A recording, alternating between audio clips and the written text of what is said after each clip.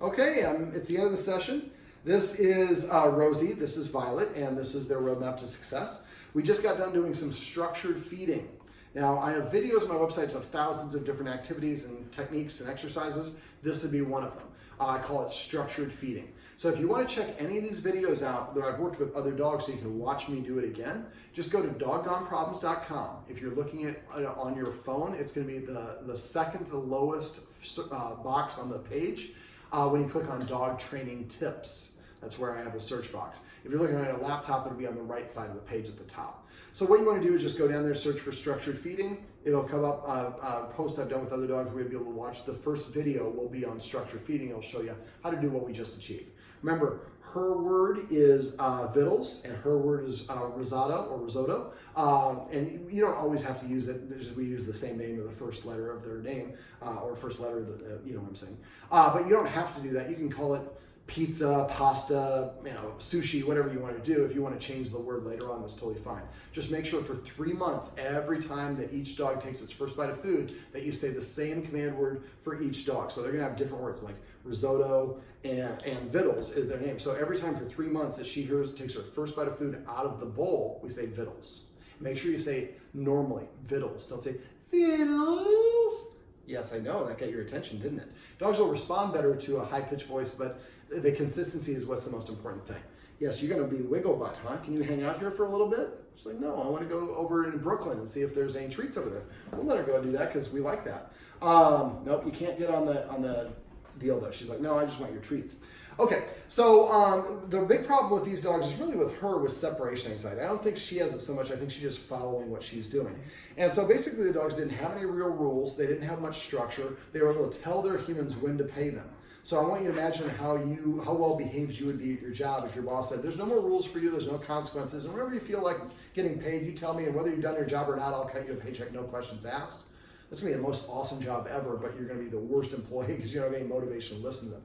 And I think that's what's going on here. I think the Guardian has meant to be loving and accommodating for her dogs, but as a result, I think she has kind of confused them and made them a little bit needy, and also confused them in thinking whether or not listening to her is required or optional. So if your dogs don't have a lot of rules, they see you as a peer, and then listening to you is optional. But if a dog comes and nudges you and tells you what to do, and you do it, and then after enough, then you're like, yes, I'm proving to you, you're in charge of me. And then they're going to be even less likely to listen to you. As a matter of fact, some dogs think, well, she went out without me, so I'm going to freak out because she's not prepared to be out there. What if some border collie comes? They might take advantage of her. So sometimes the dog doesn't want you to leave because it thinks that you're in danger and they need to protect you. Sometimes dogs with separation anxiety have that as a case because they can't be alone. Sometimes the dog needs to be with a specific person. Now, it could have been there are other things that might have been going on here. There might have been doing some construction outside. I read one case study, a dog developed separation anxiety because they moved to a house out in the country that happened to be under the flight path of where supersonic fighter jets practiced every day. So every day at 2:30, all the walls would shake and the dog started freaking out because that was psychologically devastating. So understanding what's going on with that will really help. You might want to consider going to Amazon because it's Amazon Prime Day and finding a security camera where you can set up maybe over there on top of your blind deal and then just kind of face the room. A lot of them you can power it around so you can move it around your room so everybody can see what they're doing. Or if you're going to have them back here, put it back here somewhere where you can have a good vantage point. All right, so we talked about increasing their exercise. She is not really like walking, and one of the things I would recommend the Guardian start doing for her is see if you make a difference. Maybe go outside with her, pick her up and call an Uber and have the Uber take you way over down to Chautauqua or wherever, as far away as you want to go, and then have them let you out and then walk back towards your home. If she walks better for that, then it might be that that's the motivation she needs to walk home. When she does that, every once in a while, give her the treat and say adventure or journey or jaunt or a word that means to go for this walk. So after a while, you create a positive association, and after she gets enough positive association, she starts to like going for a walk, hopefully again. But since she doesn't really have separation anxiety, we want Violet to really have a lot more, burning more extra energy before we leave is a great way to set her up for success. So taking her out for a long walk and then coming back and then maybe giving her them bully sticks when you leave keeps them preoccupied with bully stick and also depletes their excess energy, and Violet being the chief violator. Now, the dogs do not like going behind the baby gate here. In the video we have above, I showed you how to keep the dogs to be calm, but one of the things the dogs don't like to do is go in there. Now, she likes going in there. She'll go and hang out by herself. Violet will not. So I showed the guardian a very simple way to use positive reinforcement to motivate the dog to go in there. We had some high value training treats. She showed I have a treat. She threw it back there. Since the guardian is originally from Brooklyn, we call that Brooklyn.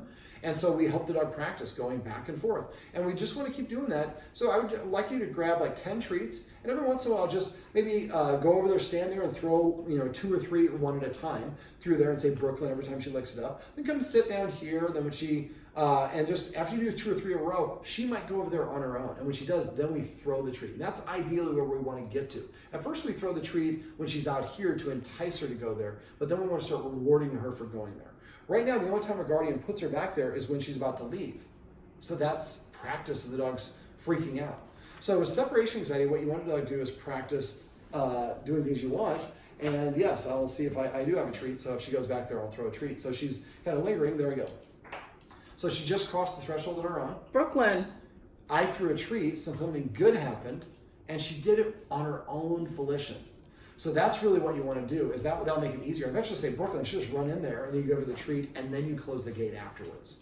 Now, I'd also like the guardian to practice every once in a while sitting here, and the dog's not doing it, just throw a treat from sitting here. And also every once in a while get up and just go over to the door, unlock or lock the door, open it a little bit, close it, and then throw a treat there. Or go through the treat there, close the door, and then go and open and close the door. Now, I talked to the guardian about desensitizing from the triggers that are associated with her leaving. I should have a video linked above on tips to help a dog with separation anxiety. If it's not there, I've forgotten, please text me, and then I will add it to your page so you can watch it. It has all those desensitization tips, as well as how to teach your dog to stay, and those are tips that will help with the separation anxiety. So I love the fact that she wouldn't go back there at all before, and now that she's going back there on her own over and over again. Brooklyn. Because good things are happening to her. So let me see. I'd also like the guardian to have the dogs practice being in there with her here. So at first you want to just rep the Brooklyn thing until you say Brooklyn, they go back there. Only at that point when you say Brooklyn, they both go in there, and then you give them treats after. Only at that point should you start practicing what I'm about to talk about now. Once you get to that point, tell them Brooklyn, they both go back there, give them treats, then close the door, then sit here and wait a minute or two, wait for them to settle down, and as soon as they are calm and relaxed, then go over there, open the door, and let them back out. You're not telling them to sit or anything. What we're just saying is when you're calm back there, you get freedom. So at first it might take 5 minutes, 10 minutes. It probably isn't going to take very long, and this will help if you exercise her ahead of time. Again, that'll set her up for success. So what we want to do is they're going to bark and whine and howl and all this stuff, and don't even look at them, don't exasperate, don't say any, because they're trying to get any response from you. Even a big exhale is validating. So just sit here and watch TV. As soon as they relax, immediately get up and go open the door. Don't invite them out, just open the door. Then they come out. So what they would do is realize when I'm in here, the more I protest, nothing happens. But the instant we're calm and relaxed, we get freedom. And after you get to the point where they start calming down right away, then you wait for them to stay calm for maybe 10 seconds before you go over there and open the door. Then 20, then 40, then 60, then 1, 2, 3, 4, 5. You keep on. The idea is you get to the point where good things are happening to them. They're very relaxed and they're practicing being on that side of the deal, calm. Now you can also, there's a bunch of things you can do actually. But once you get to the point where the dogs can say they're calm, then I'd like you to every once in a while get up, go get a drink of water, maybe pull out one of your chairs and sit at the table. And this is where the security camera comes in handy so you can see what they're doing. So they know that you haven't left. They can still smell you, they can hear you, but they can't see you. And for separation anxiety, it's an insecurity about not being with the human. Well, a lot of times what I do as a dog psychologist is I try to break things down to individual scents. In this scent, not being able to see her. I can smell her, I can hear her, but I can't see her. And the world didn't end, and we practiced being in here, and the world didn't end. So you gradually want to elongate how long you're staying there. So you're helping them practice being alone, but slightly easier because you're out of sight, but still in the place. And then you want to progressively elongate the time. Now, if you go over there and you're able to stay up to 5 minutes, after 5 minutes they start barking and howling, remember to always set your timer. So as soon as they start barking, you stop your timer, you're like, okay, that was 12 minutes. So 12 minutes is the maximum period of time that they can stay away. So then you would immediately come in, and I would just sit down here and wait for them to calm down, then open it up. But the next time, instead of going to 12 minutes, stop at like 11:30 or 11:45. You stop before they react. The whole point of this exercise is the dog practices not reacting at all for progressively longer and longer periods of time. Now, once you've achieved 2 hours, you won't have to practice beyond that. I don't think you'll have to go all the way to 2 hours, But just keep on going in very short intervals. Set your timer each time, so if they ever freak out, you can always back up and know where you're at. But if you practice this and also do the things associated with desensitizing from the triggers, upping their exercise, and the other stuff I'm going to talk about, I'm hoping that it will take care of this completely for you, but it will take some time. The more you practice, the faster this process will happen. So it's really up to you. So we also talked about enforcing the rules. One of the first rules, not being allowed in the furniture for 30 days or 66 days, or as long as the problem's still going on. 66 days is the bare minimum, so it's probably going to be more realistically like at least 3 months. I would go get a couple of, go to TJ Maxx or go on Amazon or whatever, order a couple of pillows. And anytime you want to cuddle with your dogs, you can lay down on the floor, create a pillow for it, and watch TV like you're at the drive-in movie theater. You can hang out with them and cuddle with them as much as you want. They just can't come up to your level. Get the X mats for the couch and the ottoman. And then what I would start doing is once you're past the period of time, 3-4 months down the line, then if you would like to share your couch with one of the dogs, you invite the dog up. It's a one-time pass and only for good behavior. So if you invited her up and she started kind of growling at her when she walked by, well, then she would lose this privilege. Or if you invite her up and then she gets down to get a drink of water and she comes back, she would need another invite. So that way it's your furniture, you're just generous enough to share it with her for this one-time exception each time. For the bed, I would say the same thing. They're not allowed to go on the bed until you call them on the bed. And I would tell them that, look, when you're sleeping here, you're sleeping here, kind of like what I was talking about off camera. You practice when you're ever releasing them out there. That's why the great thing about doing this exercise I was talking about, there are going to be times where we're practicing back there.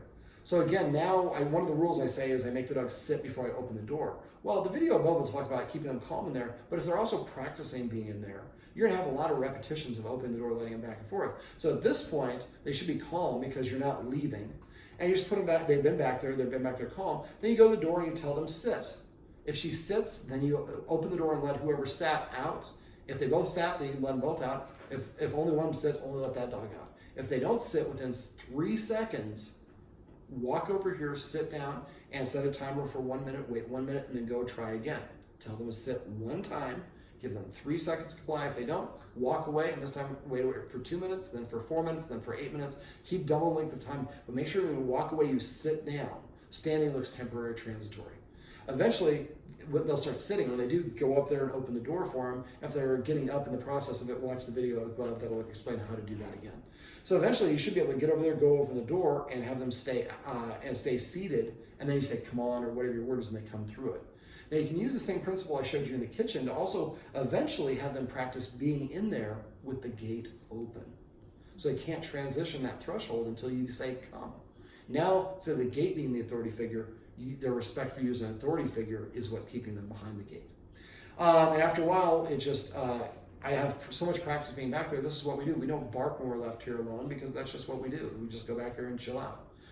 Now, the enforcement of the rules will help with that. Go ahead and put that just on your knee. It'll a little bit easier if you put that there. You go. Oh, okay. So we're going to speed this up because we got an appointment we got to go to. Right. So the other rules: not being allowed in the kitchen when you're eating, not allowed on this carpet if you're eating a snack here, or kitchen when you're cooking, not be around in the kitchen or in the dining room when you're eating. No more feeding people food to them. Structured feeding like we talked about. We can set up a session, work on the loose walking in a month if you want to. Just let me know.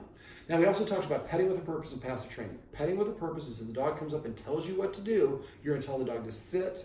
If it's already sitting, you're asking it to sit somewhere else or lay down. When it does, if it complies, pet it within 3 seconds. If it complies within 3 seconds, pet it on its chin, say the word sit or down or whatever your word is. If it doesn't comply, don't ask more than multiple times. Pull out your magazine, your phone, and do something else and show the dog, I got other things to do. You missed out on the opportunity for my fun.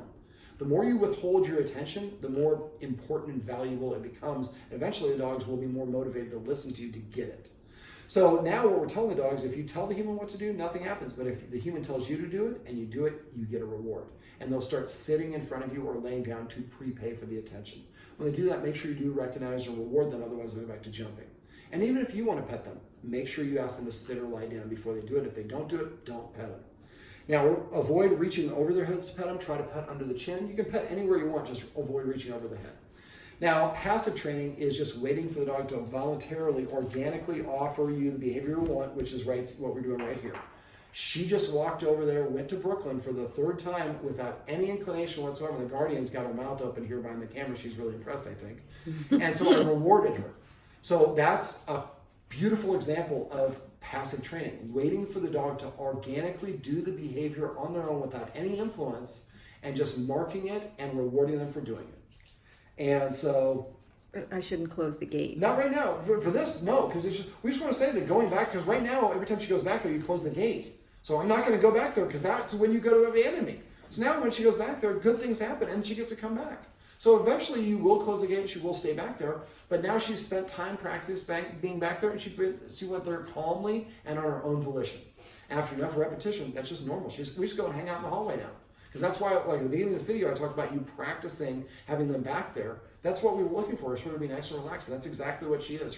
Look at her tail. It's low. She's got a curly tail, but hers is low. And she's completely relaxed. She's lingering. She's sniffing around looking for more treats. It's beautiful. That's exactly what we want her to do. Now, I also went over the 3 escalating consequences for you. If you forget what those are, or what petting with a purpose was, or passive training, go to doggonproblems.com, click on dog training tips, type in escalating consequences or whatever these things are, and videos of me working with other dogs will come up and it'll be there for you. Now, remember, they're going to push your boundaries and they're going to see how serious you are. So be militant about all this stuff for like 2.5 months. After 2.5 months, then you can kind of slack off and they should be already in a new behavior pattern. You'll still have to enforce it. It just won't be as strenuous or have to be as diligent. I'm trying to think. Yes, that is Violet. This is, I would say Rosie. This is Rosie. And this is their roadmap to success. Remember, everything you do trains your dog. Only sometimes you mean it.